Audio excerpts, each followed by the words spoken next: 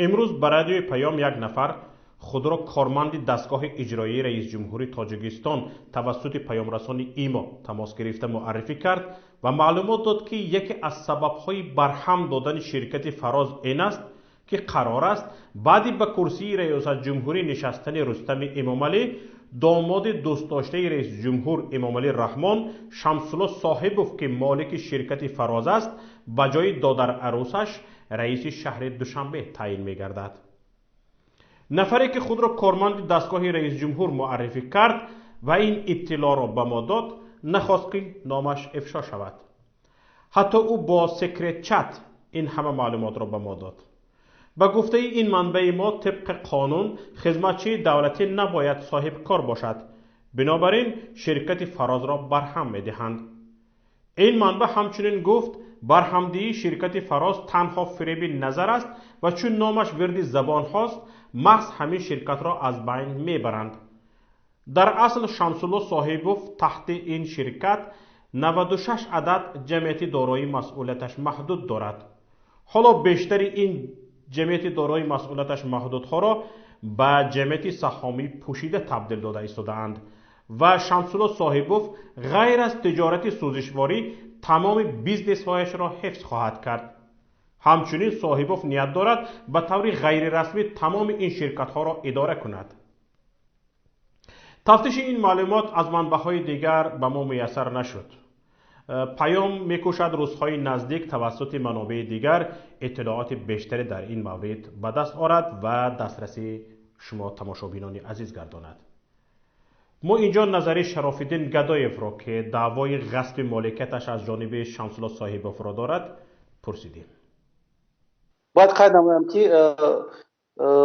آن ورسیه که شما گفتید شاید که بعد از رستم امامعلی رحمانوف همچون رئیس شهر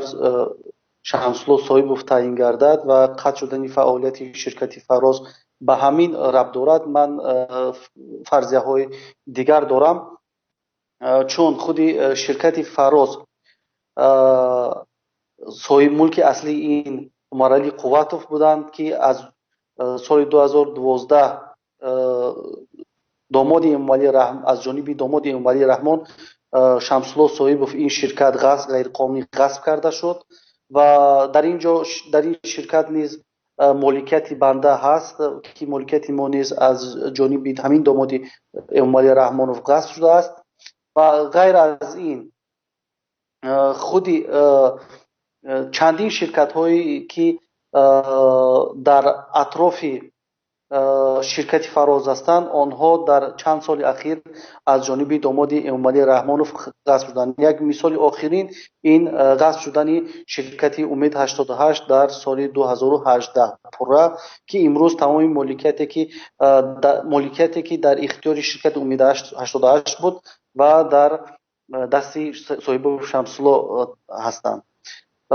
غیر از این خودی صاحب شمسالله در کشتار عمرعلی قواتوف در استانبول 5 مارس سال 2015 که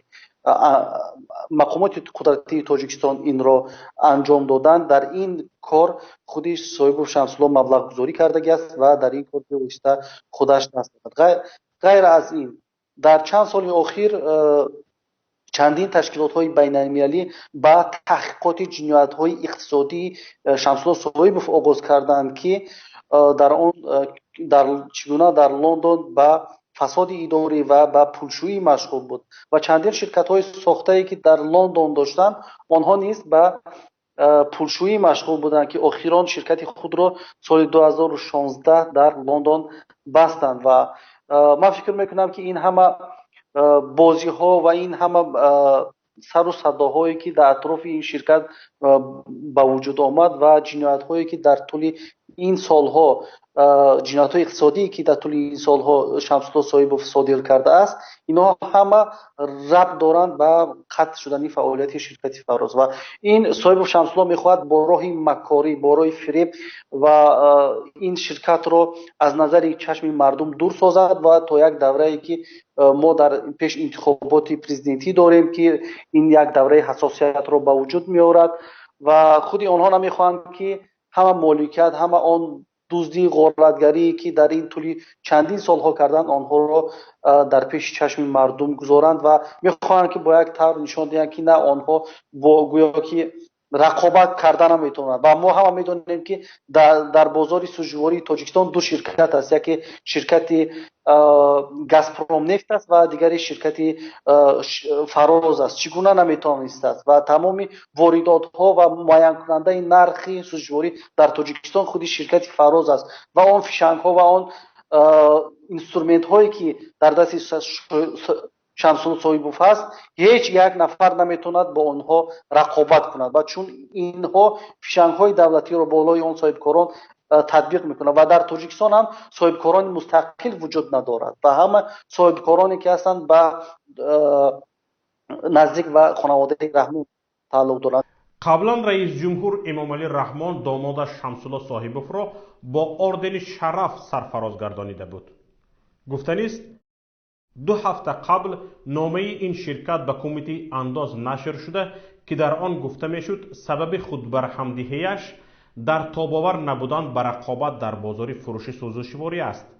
در حالی که فروش سوزشواری تنها یک بخش فعالیت این شرکت می باشد. شرکت فراز چند بخش دیگر از جمله جمع‌آوری و فروش شیره کمال، شناسنامه‌های رانندگی و رقم‌های دولتی، ماشین‌ها، خدمات طبیعی و غیره را مونوپولی کرده در استحصال پازهر، بخش سیاحی، ساختمان، کان‌های معدن‌ها، بانکداری و دیگر بخش‌های فعالیت گسترده دارد. همچنین این شرکت دارای چند بازار بوده. سال گذشته مرکزی وفا سنتر را از ترک‌ها و لاتوسپورت را از صاحبکاران تاجیک غصب کرده بود. این شرکت استراحتگاه کوهی سفید دره را در اختیار داشته ماه قبل اکواپارک بزرگی را در پایتخت شهر دوشنبه افتتاح کرد. تصمیم ساختمان چند ترمینال اتومبیلی در 3 ناحیه شمالی کشور در ولایت سوخت و غصب زمین‌های کشاورزان به این خاطر نیز از اقدام‌های اخیر این شرکت است. شاید واردات و فروش سوزشواری را هم شرکت فراز با گذرانیدن به یک از شرکت‌های زیرتابعش حفظ می‌کرد، اما طبق اطلاع منابع پیام تفتیش گمرک قرقیزستان از طرف مقامات اتحاد گمرکی قاچاق سوزشواری از طرف صاحبوف توسط این کشور را آشکار کرده است. خبر دیگر هم امروز رسانه‌ای شد که منبع در قرقیزستان در گذرگاه‌های مرزی و مکان‌های رسمیات گمرکی نظام نظارت ویدیویی راه اندازی خواهد شد که از سوی دستگاه خدمات گمرکی این کشور به طریق آنلاین اداره می‌شود. با کمک تکنیکی روسیه در دایره روند پیوستن قرقیزستان به اتحاد اقتصادی اوراسیا در 9 گذرگاه مرزی 472 دوربین نظارتی نصب کرده شده است.